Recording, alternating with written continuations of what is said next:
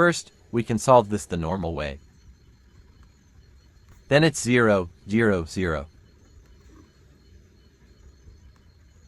Zeros all the way.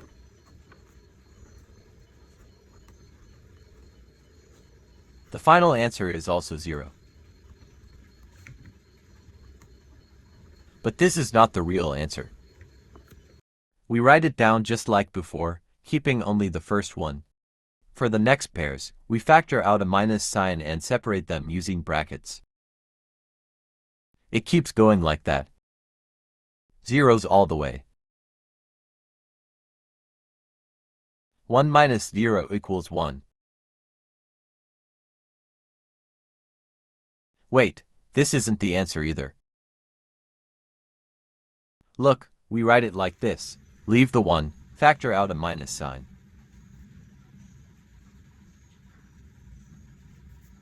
Then what is it? Isn't this s? S equals 1 minus s to s equals 1. S equals 1/2.